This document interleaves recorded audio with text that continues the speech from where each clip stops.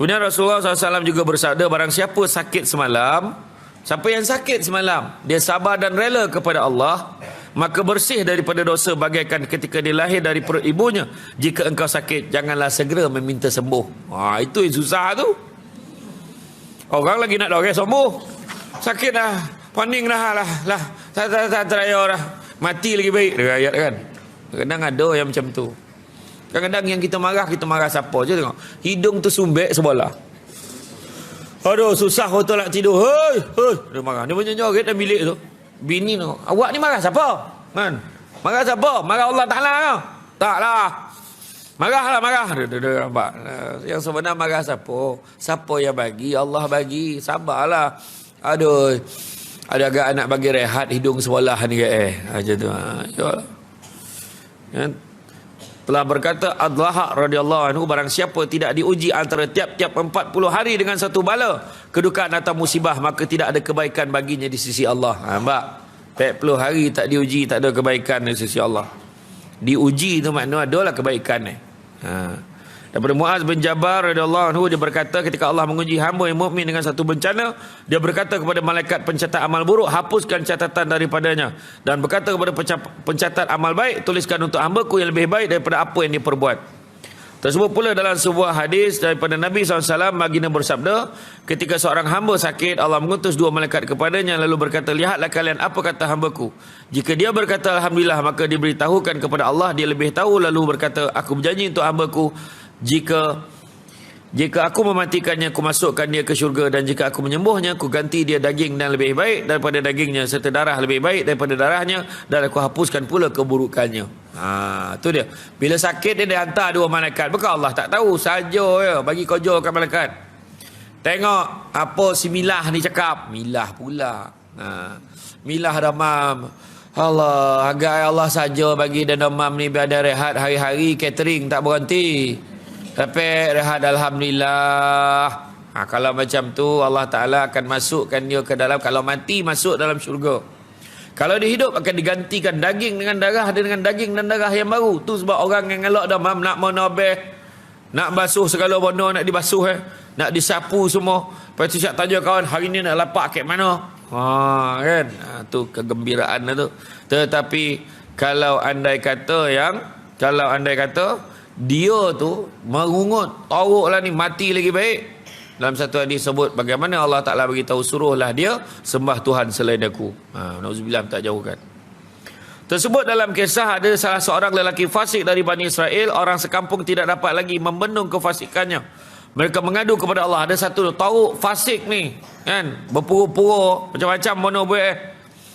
Lalu Allah memberi wahyu kepada Nabi Musa AS bahawa di antara Bani Israel itu ada seorang pemuda fasik. Kemudian Musa mengusir pemuda itu dari kampung mereka sehingga mereka tidak terjilat api neraka oleh kefasikannya. Sebab kalau dia ada terasa macam teruk benar hidup dia dah dengan orang fasik ada di kelilingin dia ni. Maka pergilah pemuda itu ke satu kampung. Kemudian Allah SWT memerintahkan lagi agar Nabi Musa AS mengusirnya. Pergi ke kampung ni, suruh Nabi Musa halau lagi. Jangan bagi dia duduk ke kampung tu. Maka sehinggalah pemuda itu pergi ke satu tempat yang tidak terdapat manusia, tanaman, binatang liar ataupun burung. Kering kontang, tak ada apa makhluk pun kat sana. Kan? Di situlah dia sakit dan tidak ada pula yang menolong. Dia jatuh ke tanah, dia meletakkan kepalanya sambil berkata, macam tu dia letak kepala dah terlentang macam tu kan. Dia kata, kalaulah kepalaku ini dipangku oleh ibuku, tentulah dia mengasihiku, tentulah dia menangis meratapiku. Kalaulah ayahku ada di sini, pastilah dia akan menolong dan merawatku. Kalaulah istriku ada di sini, tentu akan menangisi kematianku. Jika anak-anakku ada, tentulah mereka akan tersedu-sedu mengiringkan jenazahku. Lalu mereka akan berdoa, ya Tuhan, ampunilah ayahku ini yang lemah, fasik, derhaka, yang terusir dari kota kampung dan dari kampung ke padang yang gersang, yang keluar dari dunia ke akhirat tanpa harapan satu apapun. Ya Allah, Engkau telah memisahkan aku dari orang tuaku, anak-anakku dan istriku, namun janganlah Engkau pisahkan aku dari rahmat-Mu. Ayat ni nak menggambarkan kebergantungan kita kepada Allah. Dia ni dah isa fasik ni, neraka dah ni kan. Tetapi Nabi Musa AS dah halau dia dah. Bila dia terlantang tu, last minute ni, masa kecederaan kan, dah nanti dia kata kalau lah ada mak dan tentulah dia pun sedih, dia pangku dan ni. Kau ada anak-anak dan tentu tersodu-sodu dengan hantar dan sampai ke kubur. Kalau lah ada ayah dan tentu lah cuba diusap, dirawat dan dia biar dia elok. Tuan kan? Kan? Ya Allah kata kau pisahkan aku dari orang tua aku. Kau pisahkan dan daripada bini dan anak-anak dan tapi janganlah kau pisahkan aku daripada rahmatmu. Dia minta dengan Allah.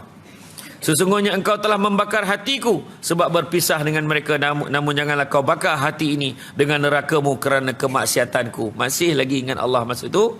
Kemudian Allah mengutuskan bidadari menjelma menyerupai ibunya, bidadari lain menjadi istrinya. Begitu juga Ghilman, anak-anak syurga menjelma sebagai anak-anaknya, serta mengutus malaikat seolah-olah menjadi bapanya. Mereka duduk di sisinya dan meratapinya sejibik macam apa yang dia minta tadi. Boleh basuh pula sekarang. Sejibik, kan? Sabar. Sesungguhnya ini ibu bapaku, istriku, anak-anakku telah hadir di sisimu, maka legalah hatinya sehingga dia pulang ke rahmatullah dengan suci terampun dosanya. Itu sebab penting tu kita last tu yang kita doa hari-hari. Allahumma khtim alaina bihusnil khatimah. Nampak tak? Penyudah yang baik. Kita minta biarlah last tu paling tidak Allah. Tu dapat kita sebut Allah. Macam tu lah. Kan? Paling tidak kumat kamit tu. Sebut Allah. Tu yang kita minta benar. Last dah tu. Kan? Tu yang minta tu. Takut nanti. Sebab masuk kita last tu, syaitan ni macam-macam ni kacau Nah, air dia. Kau minum. Kau jangan ucap. Kau sebut nama aku. Nampak? Kau haus kan? Masuk tu paling haus. Dia godok. Kau sebut nama aku. Kau jangan sebut nama Allah. Sebut nama aku. Aku boleh bagi kau air sekarang. Tu siapa bergantung pada amalan kita masing-masing. Yang rajin pergi kuliah duha kat sini, ada harapan. Amin. Ni cerita betul ni. Tu sebab kita kena galak buat benda baik. Katalah Allah cabut nyawa kita tengah buat benda baik, tengah dengan kuliah, bin mati. Maka tak sampai setan ngacau dah. Nampak tak? Tu maksud jaga langkah kaki kita. Kan dalam yang bab 1 kita belajar itu, kan jaga salah satu daripada 7 yang Abu Lais ajar tu, jaga langkah kaki kita, melangkah tompek-tompek yang baik. Tengah-tengah ngaji meninggal. Cuba type nanti, tengok dekat dalam Google, dalam YouTube. Type the sudden death all over the world. Macam-macam orang tengah baca berita jatuh mati. Daripada tingkat atas tu, maaf dia dah mati dulu dah, bukan sebab jatuh tu mati. Tengah baca berita tiba-tiba dia macam tu habis. Kan? Cakap apa? Jadi itulah, mudah-mudahan kita berada dalam keadaan yang baik kan. Jadi lepas tu baginda berkata, pergilah ke satu padang. Dipesan kepada Nabi Musa, wahai Nabi Musa, pergilah ke satu padang di sebuah tempat di sana. Di situ telah mati seorang wali. Maka hadir dan uruslah dia. So Nabi Musa dah dapat arahan tu, dia pun pergilah. Nabi Musa AS datang ke tempat itu. Bila melihat pemuda yang diusirnya dari kota dan dari kampung dengan perintah Allah, juga baginda lihat para bidadari mengerumuninya. Lalu baginda berkata, ya Tuhanku, bukankah ini pemuda yang aku usir dari kota dan dari kampung atas perintahmu? Allah berkata, wahai Musa, sesungguhnya aku telah merahmati dan mengampuninya sebab dia meratap di tempatnya. Dia tinggalkan kampung halamannya, kedua orang tuanya, bahkan anak-anak dan istrinya. Maka utus para bidadari. Maka kuutus para bidadari menjelma sebagai ibu dan istrinya, malaikat sebagai bapanya. Mereka mengasihi kepedihan dan pengasingannya. Sesungguhnya jika orang meninggal di tempat jauh, maka ahli bumi dan ahli langit akan menangis mengasihaninya. Lalu bagaimana aku tidak mengasihinya, sedangkan aku maha pengasih. Itu sebab buku ni namanya Muka Syafatul Qulub, penenang jiwa. Kan berita baik tu. Allah maha pengasih, Allah sayang kita. Ingat ya Allah banyak-banyak. Macam tu ya. Jika seseorang menghadapi sakratul maut di pemusafiran, Allah akan berkata, wahai malaikatku, ini adalah orang asing sedang bermusafir. Dia meninggalkan anak dan isteri dan orang tuanya. Jika dia mati, tiadalah yang menangis dan meratapinya. Kemudian Allah menjadikan seorang malaikat menyerupai bapa, seorang lagi menyerupai ibunya, seorang lagi menyerupai anaknya, dan seorang lagi menyerupai keluarganya. Mereka masuk dan membukakan matanya sehingga dia melihat orang tua dan keluarganya. Senanglah hatinya sehingga dia menghembuskan nafas terakhir dengan tenang dan bahagia. Kemudian ketika jenazahnya diusung, mereka menghantarkan ke kubur dan mereka mendoakan sampai hari akhirat. Itu dia. Kalau kita meninggal di pemusafiran, Allah akan datang. Menurut kitab ni, maknanya Allah akan datang. Janganlah kita risau-risau. Sia dia mati seseorang, tak siapa tengok. Macam tu kan. Dalam apa? Dalam dia pergi mana tu kat R&R. Kat belakang toilet isap rokok lah dia. Itu cari pasal tu isap rokok belakang tu.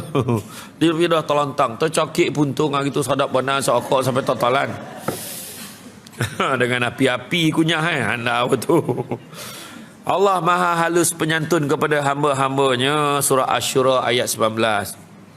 Ibnu Atha berkata, akan terbukti keteguhan dan kebohongan seorang hambanya suatu berlakunya bencana mahupun kemakmuran. Barang siapa bersyukur di saat makmur tapi mengeluh bila ditimpa bencana, jelas dia orang yang dusta. Nampak? Bila senang lenang tengah happy dia bersyukur. Bila diuji dia mulalah kan. Mulalah dia alah teruklah macam ni kufur dia. Maka orang ni sangat dusta. Kan? Mengeluh apalah teruk bana hidup dia kan. Meskipun orang yang mempunyai segudang ilmu tetapi mengeluh jika terkena angin bencana, sungguh tidak berguna ilmu dan amalannya. Allah telah berfirman dalam hadis qudsi, barang siapa yang tidak rela dengan keputusanku dan tidak syukur pula dengan pemberianku, hendaklah dia cari Tuhan selain aku. Nampak? Allah kenapalah hidup dan macamnya. Allah parahlah. Nampak laki tak berguna. Nampak ayat ni, nampak ayat ni. Allah, dapat anak mak nyusahkan ya Allah, dan mati lagi baik. Jangan macam tu. Allah uji kita tu. Allah saja nak uji dan sabar tahap mana kat lelaki dan suka hati kau lah bang, baiklah pokok dah baik. Dia duli anda tu. Ingat Allah banyak-banyak kata ustaz tu itu.